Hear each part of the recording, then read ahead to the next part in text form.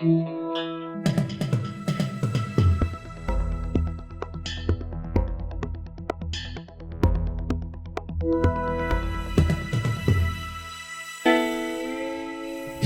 back to Betoota Talks.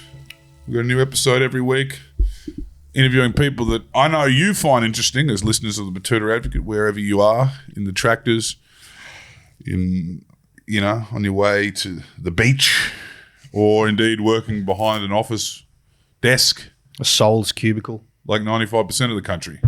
But, Betoota is one of those rare towns that's actually inland. And because of that, we have bustling tourism. We have all different sites and experiences out here. Experience-led tourism.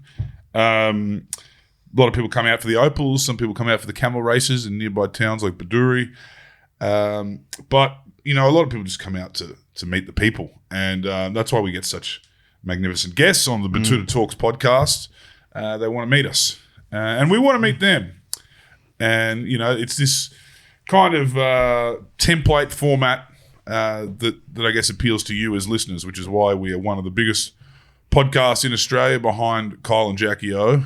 And I think our longer form lends us to some probably more nutritious discussions. It certainly does, yes. You're Clancy, I'm Wendell. Yeah.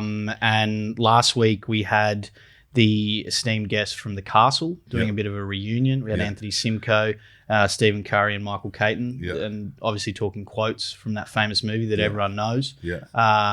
Aussie icons. Absolutely. And they'll be that for a long time. We've got a couple of, I'd say, new, modern Aussie icons for a lot of people. New icons. New icons. Nouveau icons, maybe you could say. Yeah. I don't Jack, know about that. Matt, Inspired Unemployed. How you going, boys? Hey, how are you? Boys. Good to be here. How do you meet the people? It's an absolute pleasure. Thank you for bearing with me on that rambling introduction. But I was wondering where you're finding those. Well, he reined me in. Yeah, you just kept going, eh? I was like, this is great. That's what I want to ask you guys first of all. Who is the one out of the two of you, and we've you've become household names in recent years, to the point where you are actually very popular with mums, and I know you know that. It's like our biggest clientele. Yeah. Clientele, I don't know if that's the right word, but that's your growing base. How do you guys figure out what's going to make people's mums laugh or indeed swoon? And who vetoes one another? Who's the one that comes up with the more red hot ideas, and who's the one that has that kind of that barometer of sensibility? Well, I'd say Falcon's the dancer in the group. Mm-hmm. So I'm pretty sure mums just love dancing. Yeah. And men that can dance half decent. That are like, I've ruined it. I've actually ruined it. We're doing all right. We're doing had younger people in the house, just all 50 and over. Yeah. I don't know people that like us. Like the other day we're filming this. There's like a car. It was like a Tarago full of. There was like 7 mums in there, and they were going, screaming. I was like, over, and they'll go. And the kids didn't even know us. I'm like, this is not good. So I don't know. I'd say, I can you. I'll take the blame. There is something in that, isn't there? The men that can dance, because you guys would know from the 18th and the 21st and now the weddings that, like, the average Australian male. There's a small window where he feels comfortable dancing. Yeah, honestly, it's 20 beers in. 20 beers in while he's still kind of sharp and with it, and that doesn't last long. And I feel like if you're a good dancer, but you actually train dancing, it's not funny. It's like it's just a bit weird. Yeah, you got to learn on the streets, learn on the streets and at the festival. And you've got to have the natural rhythm. Where there'd be mums at every wedding you go to, older women, who just want their husband to dance with them, and they never have in their life. True. And then someone like you walks past and they go, hold on. I've been wanting that my whole life. Remember we used to get back in the day, I mean, we're probably still now, but we were getting hit up like weekly numerous times by weddings and mums and stuff to just come and dance at weddings. And and just to host weddings. Just to host weddings. They used to always get that, just host a wedding or come. Have you ever done it? Just come to weddings. No, I haven't done it. We should, Wedding crashes. Have you ever stumbled across a hen's party out and about? Yeah. Oh, yeah. Run for cover? Run for cover. Remember, I actually dropped, this is a bit off topic, but speaking of hens parties, Dom, you know Dom? He's also in our group. Moustache and Oh yeah, tats everywhere. I love mum. Yeah. He's going to put an S on the end of it. Mums. Catered to MILFs. Anyway, he got hit up off a DM saying, "Can you come and be a nude model at our hens party?" And it turned out to be down the road. And Dom had just got off like a 2 or 3 day bender, and I was the only one at home. And down our way, like nothing happens. Like it's very fucking quiet. Like there's nothing going on ever. You never party down home. And anyway, he's like, "Oh man, I got this." He hadn't slept in like days, and he's like, "I've got this hens party that they want me to go and nude model." I'm like, "Should?" He's like, "Should I do it?" I was like, "Yeah, I'll drop you there." This is like Sunday night at like 4 5 p.m. or so. It was just so rogue. Anyway, I dropped in there, and he's staying there, and it's freezing cold. And he's looked down at it. Actually, before we went, he got a. I don't know if I should be saying this. You got a fluff. He's got a dick pump. Oh, fuck. That's a heavy 8. And me and my girlfriend are sitting there, and he comes upstairs, and he's like, Pumping it. Seriously, had it in the pump, and he's just going at it, and it did not inflate much. It blew up like a little Coke bottle. And then anyway, I dropped him at this wedding, and he went in there, and he reckons when he went in, the thing was the size of a peanut, and he had to perform, and he came home with a mum. Did he? Yeah. Oh, wow. Yeah. All right, converted. Wow. Good on him. And that was before his girlfriend of now. That's unhinged behaviour. That From is start a- to finish. To pull something like that at the end of a bender? I hope he had a shower. No, he doesn't shower much. No, Sorry, nah, Dom. definitely not. Yeah. Poor lady. Now, back just lastly on the dancing, I remember the first time I saw you guys go stratospheric was the Fleetwood Mac in a field. Yeah. Have there ever been any choreographers involved in? Well, that was actually a copy of we seen someone doing something like that. Yeah. And we're like, oh, let's do something like that. Yeah. So yeah, but we never choreograph. We just go out there and fucking start just mucking around. We had really. remember Mitch? So we yeah. had, there's 6 of us in that video, but we had 5 of us we got rhythm. We're not good dancers, but we can kind of move. And it's like, it's hip thrust one. It's like left, right, left, left, and right, left, easy. right. Yeah. And then I do remember seeing it. It looked pretty tricky. it was quite. It wasn't that I wouldn't tricky, call it tricky, but I don't know. we had to pull. We were short one person, and we had to call. No one was around for some reason. Normally there's like 10 of us down there. And one of my mates, Mitch, he's a bricklayer, and he's never been in a video, and he's never danced in his whole life, and he's real like kind of like a bloke. Like Yeah, he's like one of the dudes. So it'd be like 20 beers would maybe just get him on the dance floor. maybe type thing. like you'd be struggling. And he came out, and we could have done the shot in 10 minutes, I reckon. Yeah. And we were out there for 2 hours. He And the just poor couldn't get guy the was rhythm, getting mate. so rattled because we're going left, right, and he's going right, left. And he's going up and down, and he just could not fucking get it out. But it was a good blooper reel. So funny. Yeah, I guess in that circumstance, you've got to tap into his inner competitiveness. Like, Yeah. come on, mate, everyone else can do this. Yeah. When people are watching you and you can't, when you're under that pressure and you just can't do it, and you just start getting In your head, it's the worst. I hate that. I hate that. Yeah, I remember our touch footy team over the off season, our mixed touch team, we did like a series of events every Monday night where it's like we go to a painting class or you do a hip hop dancing class or whatever. sick. And that was one which the girls picked, being like, this will be fun for the boys. And I'm a bit similar to Clancy in the sense of 20 beers deep. Other than that, it's a lot of just kind of salmoning and maybe moving the points finger and pointing, yeah. doing that sort of stuff. It's the don't move your feet. Yeah. It's kind of like moving weight from your toes to your heels. And when you have to lock in and there's aggressive dance teacher being like, you got to move here, you got to move there, you're just like, all right, focus. But you just can't. Your body sometimes can't make it move. So I feel his pain. You know how awkward it is dancing without a beer in your hand? Yeah. Like, what's the go with that? You do a video on that. Like, it's just, you either have a hand in your pocket or you like, if you've got 2 hands out with no drink in them, you're like, what do I do? It's like a night out if you don't have a drink in your hand, you just feel that awkward. Yeah, Even talking to someone, it's like, what do I do with my hands? I just put it in my pocket. So And then when you get it, like you get a missus, and then she becomes Yeah. like that's where your hands go. You know, like you're just kind of like, yeah, it's all good. Don't worry. I'm just kind of. I don't have to do anything because I'm dancing with someone. yeah. For a lot of people, that was their first like memory of you guys. Where were you at? Because I believe you kind of been plugging away for a little while. Were you full time at that point into the creator sphere, or was that what pivoted you into it? That kind of quick period of time. well, Pandemic era. It was kind of just before COVID. Like we started making videos. Like we went on a trip to Europe, and we were like, we kind of went over there with like, we didn't like what we did. Like I was a chippy labourer and he was a plasterer, and we like let's go and try and work, like get an idea or work towards something we want to do. And so we went over there and we started making videos. We didn't really think that was going to be like what would become the thing that we But do. like when you guys started writing, you didn't think. It's just you just do it because No, you just hopefully this will result in some sort of real job. Yeah. And but you just do it because you're making each other laugh. And then we kind of got home and it's kind of was taken off a little bit, but not much. We kind of got home. We want to get home before we have 10,000 followers. And this is before TikTok and all that. Like now, I feel like 10,000 followers is equivalent to having a million. Like, everyone has 10,000 followers, so it doesn't matter. Yeah. Anyone who's having a crack at something like that. Yeah. And then we got home and then we nearly gave it up because we felt a bit awkward because we were still making these videos and then got on the job site and everyone's like, what the fuck are you guys doing? You guys are freaks. Not quite locally famous. No, exactly.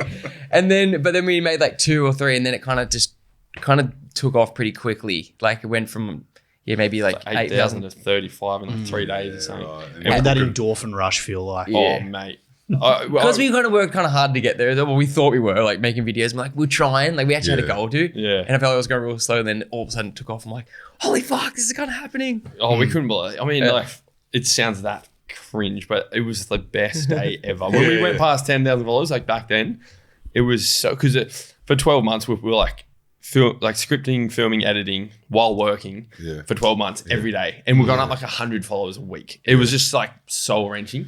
But then looking back, you're like, oh, that happened pretty quick. But in the moment, it felt like a friggin' lifetime. Yeah. And then when it did happen, we were just like, we couldn't really keep up with like what was happening. And then we were kind of like, we kind of made something out of it. And then COVID happened. We had these trips to like America and all this shit. I'm like, yes. And then COVID happened. We're like, get fucked. Like the one time when it actually happens for us, everything shuts down. Yeah. But then it was the perfect thing because we were stuck at home with just our So is mates. everyone else. Yeah, exactly. phone, we couldn't work anyway. So we were just making videos. It was the best time of life. And I think that Fleetwood Mac video was like, how far in was that? That was about a year in, maybe 2 years in. So a year and a half in or something. So we kind of had a few followers before then. And then just kept doing what was working. Very interesting in the fact that it probably started as like a local thing in many ways too. You know what I mean? Like it was like it was a South Coast thing, and then it just then it kind of went out from there. Well, for sure, because it was pretty much just our family. Like we got such big families, they were just following us for a while, and because it's not like now where there's reels and it just goes out to everyone. Like you literally had to be referred to by a friend. You know, back in those days. Remember, actually one of our big breakthroughs was Brown Cardigan sharing us. I remember being in bed just praying that every night, like he would shout us out or do something, because there was no way to get exposure. Because you know you can put something up now and have 2 followers and you can get 10 million views because it can go to the algorithm. Whereas back then it's kind of like the shares weren't really a thing. You need someone to give you a little bit of hope. And he did, luckily, bloody legend, and that took us up heaps as well. That worked a lot. But then before, you guys? Sorry. Yeah, we had probably similar. You have a similar thing when you're in this online kind of space, and I do. It's funny actually, Brown Cardigans, because it's all been around a lot longer than us. Yo, man, like that OG internet comedy kind of stuff. Brown Cardigan started as a URL, which a lot of people forget. Yeah, and then just like, and you don't imagine this because you imagine you're all in different parts of the world, but then you just meet these people. I remember sitting in a pub one day, and all those kind of guys were around. I was like, this is weird. It does feel like a kind of. What was the biggest pinch me moment for you guys in terms of meeting someone where you're like, fuck, I can't believe we're now just hanging out? Is it a Hamish Blake or? Yeah, he was definitely one of them. For sure. Remember, like, even the first time, like, we had just across the roadie, we had lunch with Carl Stevanovic. Yeah, remember, like, but this is way back. And, these people, we're just like tradies from down south. Yeah. And then you're like, going for lunch with these people. Holy shit. I mean, Hamish Blake was definitely a massive Hamish one. was, we went and had a beer with him, and he just reached out to us one day and was like, if you ever need anything, let us know. We're like, holy fuck. He's been a big support for a lot of people, isn't he? Hamish, he is. He's some sort of mentor. I don't know if he's intentionally doing that, but that's what it comes across as.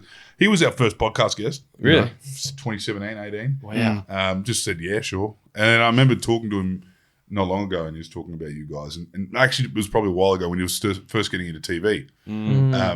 Have you had those people advising on that in that kind of space? Yeah, he's Hamish honestly has been like, I think maybe because he it's very rare for someone to go through what he's gone through in like that space. Yeah. It's pretty niche. So I feel like if he sees people going for it and he's excited by them and he feels like they're right people, he would just like really give advice and lend a hand. Yeah. And to us, he definitely did that. You know, like we've had dinner at his house and took him and Zoe out for lunch for the first time. That was real cool. And even Zoe's been really good in the business like space. Like when sure. we were on the deal with Better Beer, she'd gone through a very similar thing with her beauty brand, Go-To. And we were about to sign a deal and she's like, whoa, no, do it this way. And like, it was, they helped us a lot. Yeah. And he's just been such a good, I don't know. Yeah. All of Someone it. you Yeah. respect so it's much. wild. Even when people meet you guys, it's because there's no face to your brand. Yeah.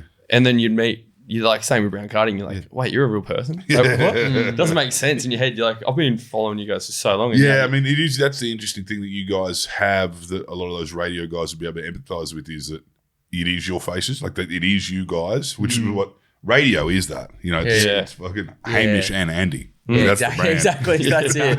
Yeah.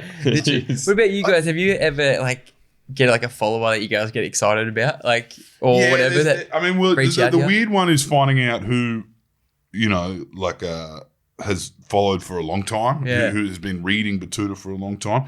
We had this bunch of serious like legal professionals in here doing a podcast the other day, and we had this guy from like the Centre for like Integrity in Government came over, like these QCs who were just saying, just wanted to say.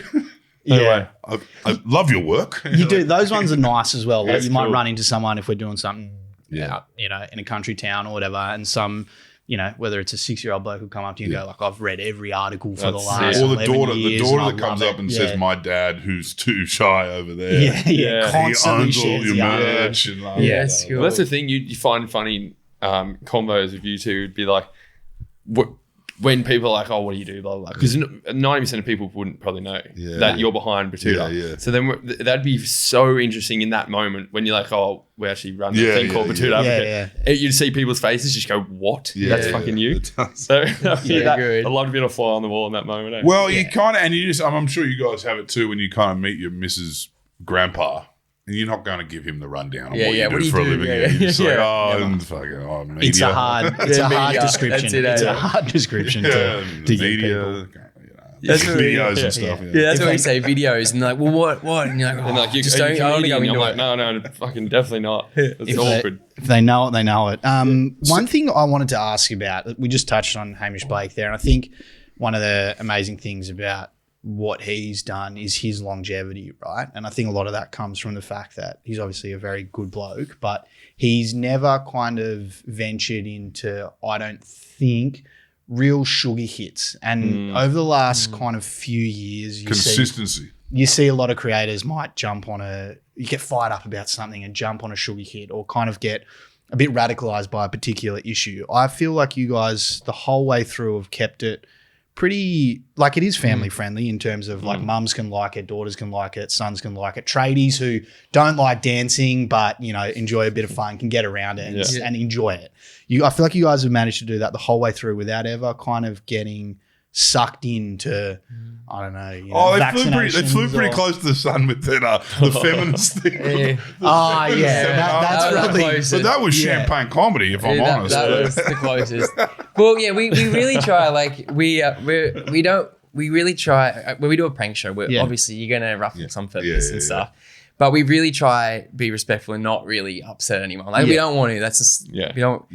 Also, it's like we know we could probably be a bit hard because like we want to be like we want everyone to be like it and not offend anyone. But then we also want to push boundaries and be a bit like swear and be. And you guys do that very well without punching down. It feels like that's the Hamish Blake thing. Hamish always said it's about, you know, there also is a need for comic relief in the world. Yeah. You don't, not everything has to be some sort of firebrand. You know, you don't have to always be pushing something either. And we don't need to know who you're voting for every 3 years. That's what Hamish always has also said to us. It's like, and we say to each other all the time, we're like, our job is, you know, people get like invested in all the political things, but it's like our job is just to give people relief from that shit. Yeah. Just make people laugh. That's all we've wanted to do. And we've been conscious like from day one about not selling out or going down those avenues of we've had a lot of big offers. There's a sugar hit in that. Things, and we just, it's like if it's not true, it's like gut feeling's wrong, or it's not true to your brand, or like what you want. If it's not fun, like Did you ever have? have any like learning experiences with that, or was that just kind of the motto and you've just stuck by it the whole time? I had heaps of close calls, like where it's like you know, like people want it. Like you get a lot of good offers. You know, I remember back in the day, like freaking like Love Island, everything was just like you could do it or whatever, and it's like good money, and you're like betting companies or whatever, and you're like, fuck, we could just the meetings where they basically ask you what you want to do. Yeah, and they're like, you can do whatever you want. Yeah. And like, but you could tell the person that offered that is an absolute wanker. Yeah. And it's And going you to be a can't do really whatever you unhealthy want. relationship. Yeah. And in fact, there's going to be a lot of rules. Yeah. That's it. There's there's no rules, and then all of a sudden there's so many rules. Sign on the dotted line. Now there's rules. Literally. But I feel like, we've always been conscious, even before we blew up. Like, luckily we blew up when we always say, like, luckily we blew up when we were like mid-20s. Yeah. Because if we blew up when we were 18, we would be screwed. Yeah. We wouldn't have a career. Yeah. We sure. would have ruined ourselves. Like, Yeah, I mean that's the footy star thing, right? Yeah. Like it's better to kind of have an idling start to your NRL career Yeah, as opposed to sure. having like Reece Walsh, perfect example. Yeah. Just was too pretty and too young too early, and he just got iced. Like he just got rocked. It's like that Lockie Galvin now happening. Yeah, same thing He's so with Galvin. young, and this poor kid, like, I know, and you get a big head when you're young. Yeah. You kind of Yeah, well, exactly. get carried away. If you're ever going to feel like the shit, it's when you're 18, 19. Yeah. Because you already do, even if you don't have all that stuff. You already feel like you're the man anyway. Oh, you're bulletproof. Yeah. You've had 9 schooners. You're standing in the front bar. Yeah. You get a chirpy. No one can touch you. Yeah. Until some 35-year-old man grabs you by the scruff of the neck. I And A goes, lot of people can touch you. Do the family, friends from back home keep you It's down home. down home?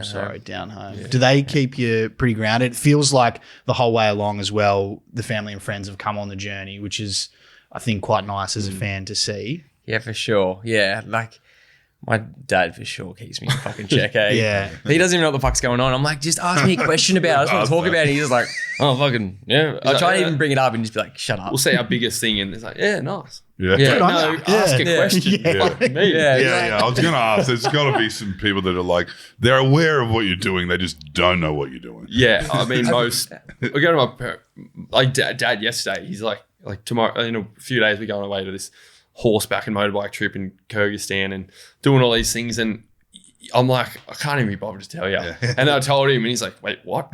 What the fuck? So I won't see you in like for a month. I'm like, well, nah, shit. Sorry, I forgot to tell you. I'm the opposite. I try and tell my dad. I want him to ask me a question. Be like, oh, I met like Margot Robbie the other day. He'd be like, oh yeah. I'm like, you have no other fucking questions than, oh yeah, like what the fuck? Like, I'm really pandering to you, Dad. Yeah, You yeah, still yeah. got no follow-up I'm question? like, should I even say this? Because it sounds like I'm bragging. Yeah. I'm sounding like I'm bragging, and he just gets the oh yeah, and I'm like, you have nothing. Anyway, but yeah, I think everyone. That keeps you just fighting for his love. Yeah. Primary love. I remember we were talking to Louis Capaldi a little while back, and he That's was just a humble brag. Yeah. name drop.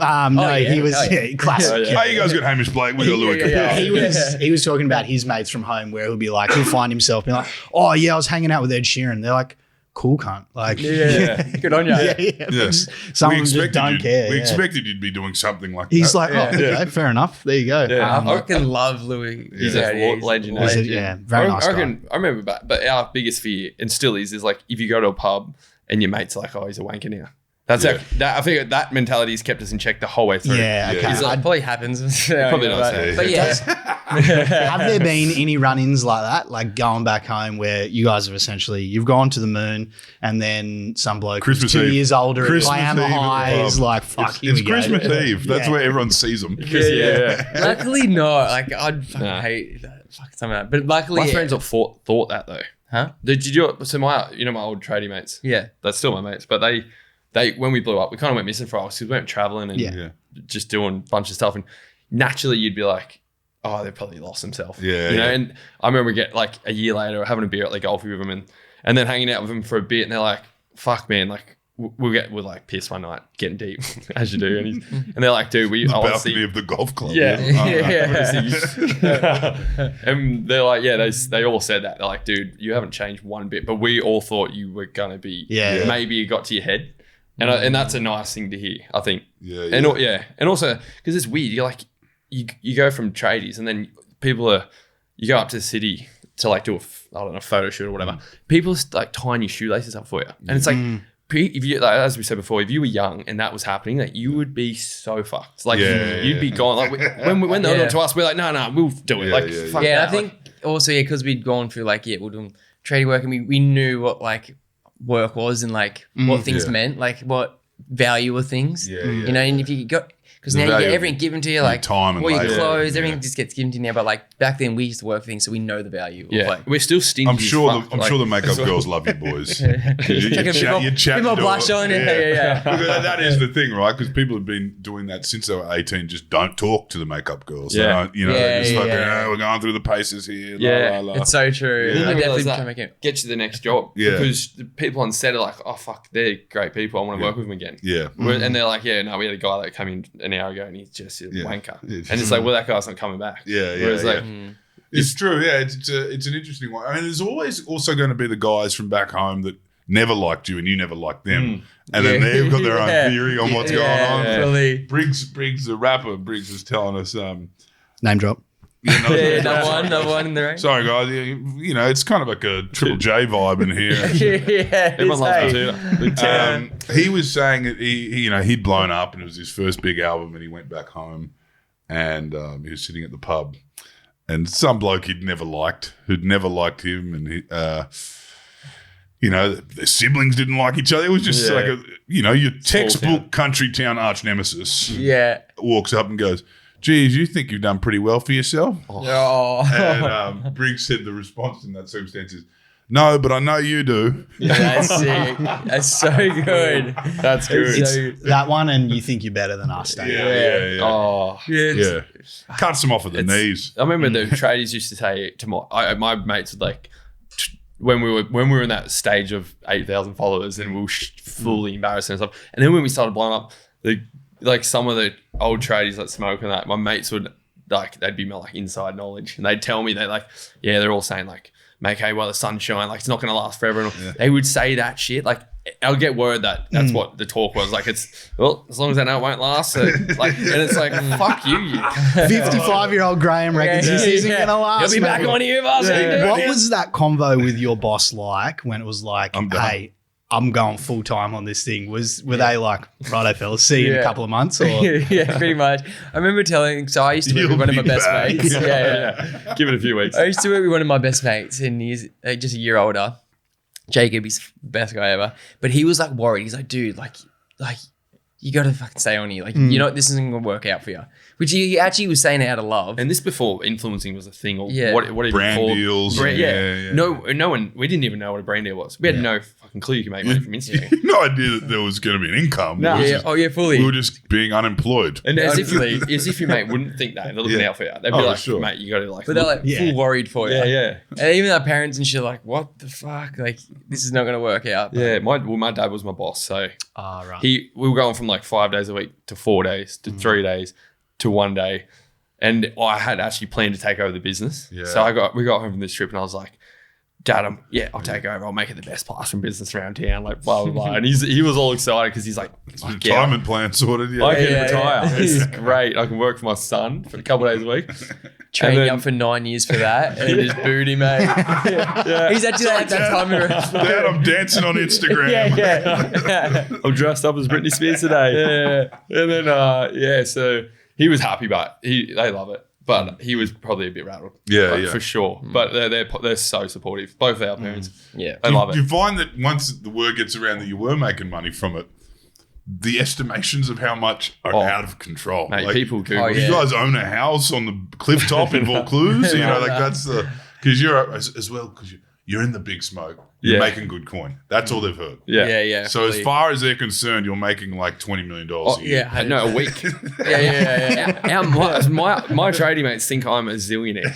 I'm like, you don't really know. And I think when people see you, like, because we're on like TV now, they think you're just rich because if you're on TV, like you have to be. But it's not the case. Certainly not the case anymore. Where people on TV have to work every single day of their life. And they're the blokes on the tools driving like $80,000 utes and living in a house that's pretty much already paid off. And just 6 homes. You buy a house when you're like 19. Building the portfolio. Speaking of TV, travel show. Well, that's the thing, right? You guys have one thing that you can say. The wealth that you've been able to draw out of the whole thing is the travel. And that's been from the start, right? Yeah. You guys have always been flying somewhere, even when you weren't making money. Yeah. Well, we even 5 years before we started, we actually started a page abroad as well in 2016. Yeah, right. Pine Tree TV, it's called. So that was like another sketch comedy page. Look it Is it up. still up? It's still there. The lost Horrible, tapes. yeah. There's some rogue videos on there. And then that faded out. But yeah, and then we started this overseas. We've just been traveling for fucking ever. That's what we love to do. Yeah, I lived from 19 when I finished my apprenticeship. Yeah, 18 or 19 when I finished my apprenticeship. I just went away for like nearly 5 years straight. Yeah. Like come home for 2 months a year and just go again. And then you were kind of moving around a lot as well. Not as much as that, but traveling around. And when we started the Inspired Unemployed, when we were over in Europe traveling for like 5-6 months.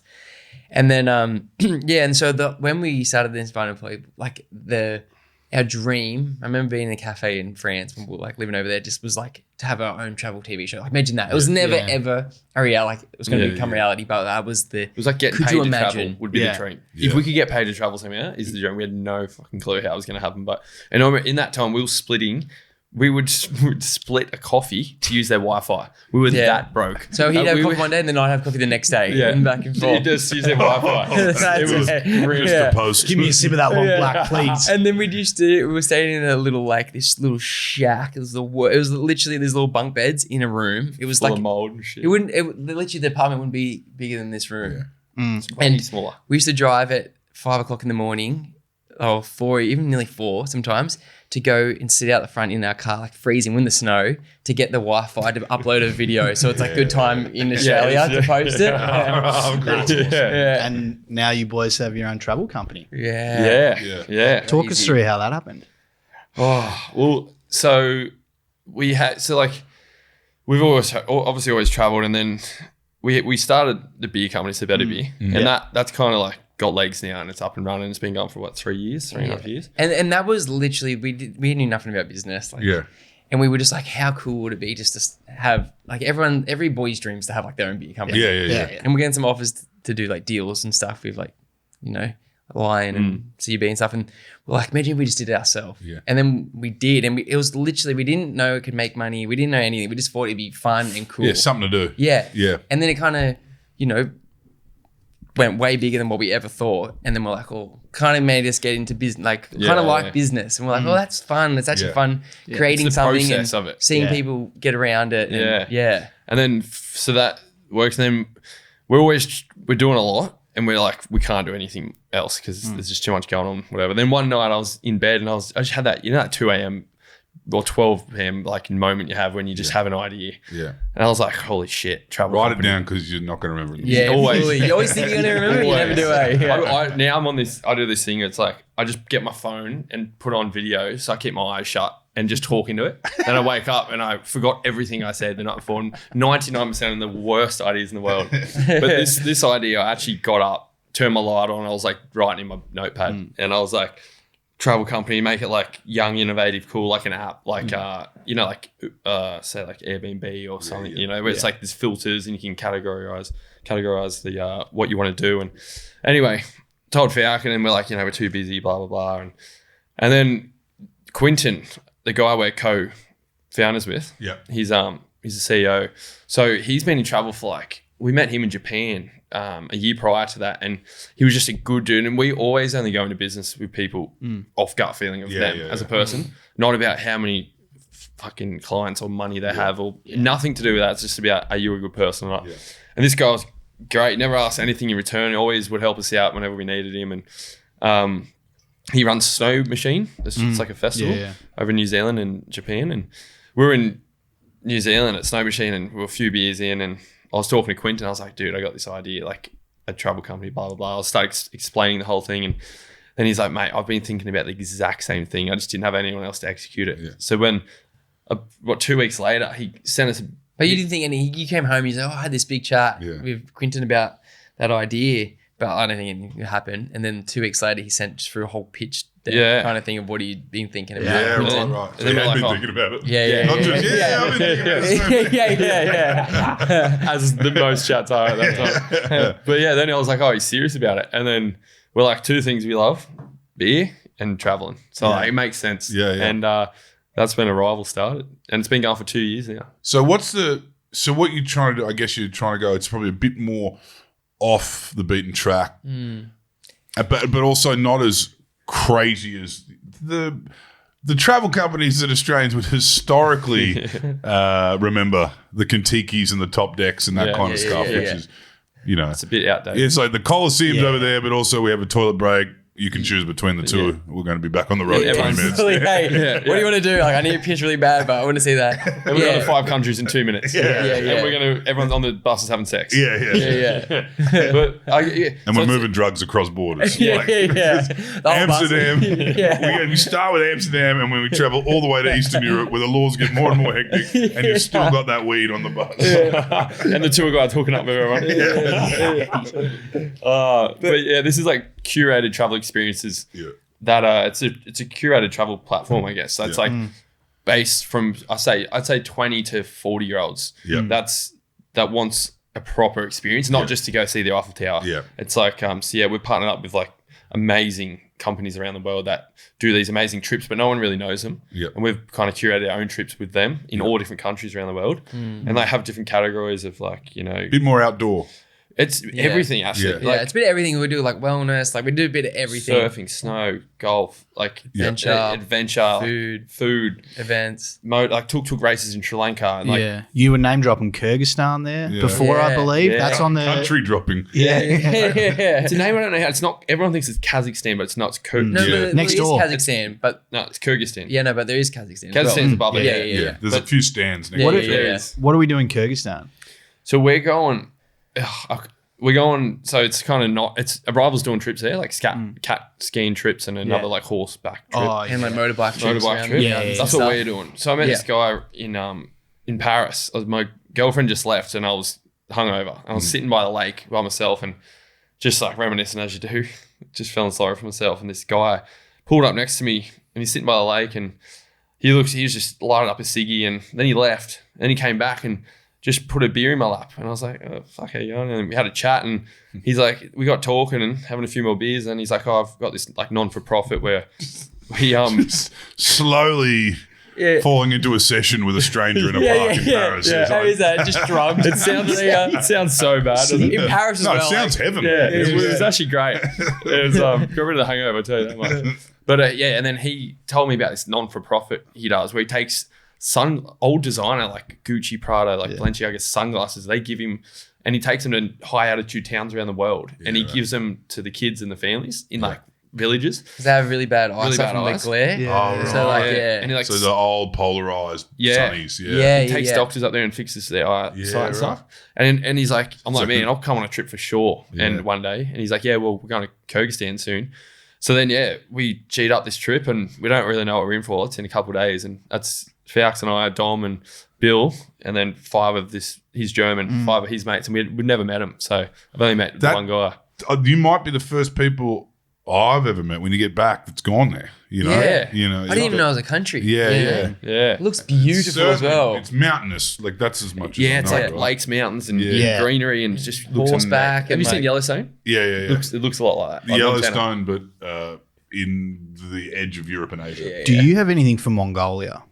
I've seen stuff. It's amazing, bro. It's the same thing. It's it's like lakes and that was mountains. The 2 options. Incredible. Mongolia or Kyrgyzstan. Yeah, we've got trips to Mongolia as well. I'll go to Mongolia. We'll chuck you on that. We've got those trips, motorbike trips in Mongolia. Yeah. Do you keep it authentic? Do you make sure for like a South American trip, as the bus pulls up somewhere, a guy gets on with a gun or whatever and takes real life experience. That's real. Takes him to an ATM. It's real travel. It's a controlled situation. You do have to get your money out, but I promise you won't hurt you. The cartel package. What are those rooms called? Where you go in, it's like a real life experience. Escape rooms, but in Central America. In Iran. That's where we're going. Kyrgyzstan is literally bordered by Afghanistan, Russia, and Iran. And China, I think. And China. I've heard Iran is hectic. Yeah, my mate just got back. All ranging different landscapes. Yeah. It's actually crazy. Like even, you just don't think about it, but like, apparently China, like the countryside is like the most beautiful place in the world. And you just don't think about stuff like that. And Iran and stuff. Ideas, right? Really nice. That's what we want to do, is to get these places on the map. Because it's not like, I feel like now everyone wants to go to these more. Yeah. You want to have everyone's going to the same shit. Everyone's in done Europe. like Greece, Mykonos, and everything. Yeah, Like, it's just, so it's like when you see these things, you're like, how do I do Well, that? And it's a lot of effort to book it. Yeah, for sure. By yourself, it's so much effort. Just the little levers you can pull on a country that everyone has visited or is popular. I accidentally went to Japan in summer, and you never see that. Yeah. It's always Don't. snow or Yeah. it's cherry blossoms. hot and summer. Yeah, I as was, well, I was like, this is hotter than I've ever been in Australia. Yeah. It wasn't a bad thing. It was like that Asian heat where you kind of Yeah. and to do the onsens. It's actually a very interesting experience to be hot all day and then actually onsen. You are so mellow. Well, it's better going in there when it's True. cold, I tell you that much. Yeah, well, 'Cause that's it's not a good sight. Well, it's contrast therapy. Yeah. But yeah, it is interesting how you can do a country differently too. You know what I Yeah. mean? No one ever talks about going to England in summer, but they're having a ball right now over Yeah, there. 100%. You know what I mean? Yeah, we, exactly. we did Japan recently in summer as well. Yeah. And we've only ever been in winter. And Yeah. walking around the city, you go to Tokyo, it was like 40 degrees every It was day. so hot. It was like it's very pissy, and they have the summer festivals. It's, Yeah. it's a much more drunken They drink experience. a lot of Yeah, piss. yeah, they do. They The do. Japanese. You wouldn't think so, but Yeah. they love a beer. So that's an interesting thing you're talking about too, because there is. We could just follow the trajectory of White Lotus, right? There are certain holidays that become in trend. Yeah. And then they get sure. smashed. Yeah. And Bali and Thailand are copying that right now more than anything. Japan's but- also growing. Like Japan's Japan's the one. insane. Japan's the number one Yeah.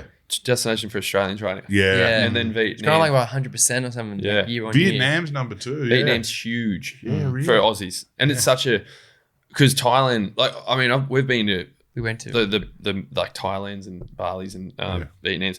Vietnam is like really fucking cool. Yeah. And so it's cheap. as Crazy. Did you get on a boat? Did you do the boats in the water? No, Oh, that's it. we- Hoi An. Hoi An. Yeah. It's a beautiful place. Yeah. Like the best banh mi of your life, and it's $1.80. And you're like, what? Yeah. And there's It's the just- the Hai Zhang Loop. It's like a motorbike loop up the Yeah. north. I did that with my dad like 6 months ago. It's unbelievable. One of the best things I've ever done. Your girlfriend just did it too. Yeah. Unreal. It's there's so much out there, but you would just think go to Vietnam to Hanoi or like Yeah, Hoi yeah. An. Yeah, But yeah. you don't know there's these like amazing experiences out there. And that's what we Cloth. Trusty clock. Well, Wanderlust. That's what I'm starting to get talking to these guys. Are you guys still based down the south coast? Are you a bit in Sydney? Where does it kind of Well, like yeah, when we- you're not traveling? We're being, our base is Kiama, but I literally just got a place with my girlfriend up here in Sydney. But I still got the place down home, so it's like in between. But that's been our base. But we're hardly ever there. We're always Where is moving down around. home? Like I've heard a lot of South Coast blokes say down home, and I know it refers to anything south of Wollongong. Yeah. But where is down home for you? Kiama. Okay. I grew up in The Blowhole, Gerringong. Yeah, Blowhole, yeah. yeah. I grew up in Gerringong, but we live in Kiama. Yeah. We look in Bombo. Yeah. Have Bombo there. It's a good footy town, like Kiama. They've got a pretty stacked side. Well, they got Gerringong. the Gerringong, yeah. Gerringong's the one. Gerringong Lions. Gerringong Yeah. Lions, that's it. the sevens but we still live in a shared house with 5 of our mates. Yeah. Like so when we first started the page, we were living there with 5 of us, and then we moved, then we got kicked out of there, and the house directly across the road, at grandma, she loves our videos, and she's like, "Oh, if you want to live here, I'll move." See, it's not even the mums, it's the grandmas as well. I guess it's like, Every generation. Yeah. She literally was like, I'm going to move to Adelaide if you want to live here. And we're like, well, we don't want to kick you out of your fucking house. Oh, yes, we're going to live. But yeah, Well, it would take this. It would be beautiful the house. easiest I just move have of one. our life. I have one favor, boys. There's Literally yeah, across that's it. the road. She's like that no as well. No truck. She's like that. She's like that. It's She's that like funny. Proper, yeah. Well, I'm just going to move. Yeah. Like, all right, well, Dom's come back from a 3-day bender. He's coming over in 15. Send him in. And then we moved from there to then. So we had this place. They moved across the road, and then we got kicked out of there because she wanted to sell. And then another neighbor was like, "Oh, we've just built this new house." Jeez, this is a local fucking yarn, Oh, isn't mate. it? I didn't Yeah. realize you boys were still so very much part of the town down there. Yeah, The and street. then we moved is- into That's a good street. that third house from this lady in the street, and then next door to that house was our 4 other mates. So it was 8 of us living a door apart, Jesus. and it was just it still Best. is the funnest time of your we all life. got we all got tattoos of the street on us because we're Oh, like okay. it's such a like pivotal like Don't tell the audience. no I'm not gonna say yeah. What's do you ever get the call up from the local community? Like I know can you come down and present something at this thing down the road? Yeah. Like, We get that a bit. I went to our old high school and did a little talk and Yeah. How'd you go on that day? I wasn't there. yeah, so Jack wasn't there and usually because we're always together. Yeah. I was just like fuck, all by myself. Like you feel like you're naked, eh? Yeah. But it ended up being all right. And That's so good. Dom came with us, so it was like me and Dom just chatting shit. But it was sweet. But kids are like they're scary, eh? Kids are so intimidating for some They reason. don't care about your feelings and shit. They'll just Yeah. yell And they're shit just out. like Kids are brutal. Yeah. They are, eh? I was They also like, don't know the cues. Like a lot of the time, if you're giving a speech, people are going to laugh because you've kind of suggested that now this is the time you laugh. Whereas the kids don't. They miss those cues, and unless you really make them laugh, they're not going to laugh. There's no like polite applause. There's no polite Or like laughter. laughing mid-sentence. You're like, oh, what did I? No, they're just not even paying attention. They're on their Someone phones. else. It's like Yeah, they yeah. could not give a shit. It's so true. Did Probably you have a the bit. moment with a particular teacher there? You know, I imagine you guys would have been pretty well behaved at school, but was I there? got kicked out. Did you? Yeah. I had a Well, yeah, I was going to say you finished your apprenticeship at 19. I'm guessing you didn't finish Yeah, school. year 11. Yeah, started it. I went back to year 11 for 1 week and then got the call up from Miss Lewis. Yeah, she goes, oh, if you don't leave, I'll make sure you're out by the end of the week. Yeah. So I was like, okay, I'm going. But you planned on being a plasterer at that point. Oh, man, I had no intentions of being a Oh, right, plasterer. okay. I was like, Dad even said, he's like, I'll never do this in my life. And I did work experience for 4 carpenters. And I was like, nah, can't do it. I'm going back to school. I'm going to try heaps hard. And then it lasted a week and then I was a plasterer. Where have you done? Oh, fuck. Well, Miss, look at him now. Look at him now. Miss Yeah. Lewis. No, good. She's a good lady. But yeah, I was pretty well behaved. I mean, I was always a bit distracted. Like could just ADD. distract people and You still can't distract read. myself. But I feel like I'd always be somewhat respectful. Try to be anyway. Just your mind was racing ahead of the sentences you were trying to read. Yeah, literally. Are you guys English professors pretty much with how well you write? Yeah, do you guys go to uni? Mate, you should see the typos. In fact, the It's typos, the the running typos joke are is giving us a little bit of character now because with everything on AI, I think the audience loves seeing us make a spelling error in the first sentence. At least they know it's authentic. Well, yeah, they don't know. The AI's figured out that there just has to be 3 typos in every story, so just factors it in. Yeah. You can see it. We tried to do an AI Betoota and we was like, do something about someone going to the pub on a Friday. We gave them a really easy brief. Someone going to the pub on a Friday, arvo, la la la, they're going to make a fucking fool of themselves. And it just didn't get it. And if you were reading it, you would know it was AI where it was like, so-and-so gets to the pub early waiting for his mates. But by the time they get there, he's had 3 schnitties. No way. There was some Someone had 3 frustratingly funny shit schnitties in the there, pub, though. then you're kind of a bit 3 worried about them. Yeah. That's a good time, eh? 3 shitties under It's the not belt. quite there yet, is it? Yeah, it is interesting when you kind of finding this new landscape because I'm also sure if you guys had come along 10 years earlier and if we'd come along 10 years earlier, we would have just had your TV show, right? Yeah. And that would have been your job. But You kind of get this flexibility to do your travel company and yeah. Fully. Yeah. I guess Hamish, Blake and Andy, everything they would do was probably in line with the Hamish and Andy brand. You know, they did the chips, so the Smith's chips, and they did but you guys, I mean, this isn't the Inspired Unemployed's travel company. This is Arrival. This is Yeah. I mean, because you want it. I feel like you want it to live on past you. Yeah. So like, we always felt like putting your face or name to something is very dangerous. If you want it, you know, even with Betoota, you like you hope in 10 years, 5 years, it can live on without you. Know, shouldn't need you. A good product shouldn't need you. That's what we tried to do with Betoota. Like we obviously want to plug in and be like, it's our baby, but we want it to like outgrow us and be like, sure. Because one Leave us day you behind. guys will be just like, Haggard. yeah. well, you just be Over. old blokes with a bunch of kids that probably, you know, don't have your finger on the pulse as much as exactly. you used to. The mums won't love us anymore. No. Grandmas are still. It's all dried up. Yeah. yeah. Yeah, it is interesting to do that. And I noticed a lot of guys over the years, and this is something we've observed, is if you ever let yourself be called the boys, you guys have done well by expanding the amount of you, and like you know, there's a group of you. It's not necessarily it has to be both of you. You know what I mean? Yeah. Because if you do limit yourself to being the boys, and the brand only lives as long as you guys, as long as you're youth. You know what I mean? Yeah, that's true. It's like Yeah. I was thinking about it today. Like the kid Leroy. He started when he was like 15, and now he's like he's not a kid, mid-20s. but he's always gonna have the name the kid Leroy. Yeah. But you never really think about that when you're younger. Like he's gonna be like 40. Yeah. The kid Leroy. Kid you know, Rock. like It was like little Bow Wow just went to Bow Wow. yeah. It's like 30. Like, So you never think it's gonna yeah. go past that point or that era, and it does, and then so we're trying to I allow for that with Arrival and Better Beer and You've stuff. matured very well. It's almost like Kieran Culkin. These guys have gone from child stars to fully fledged adults.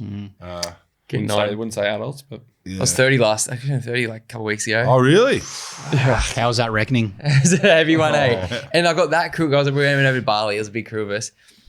And I was that crew because like my body didn't want to like let me go into the 30s. Hey, I was so fucking sick, like nearly on my deathbed. I was like, I went from like 29 to like 40. It was heavy. Still mentally 15. Yeah. Because also you guys have been the same. You were in your 20s when the pandemic happened. So like 4 years Gone. felt like one. Yeah, fully. Yeah.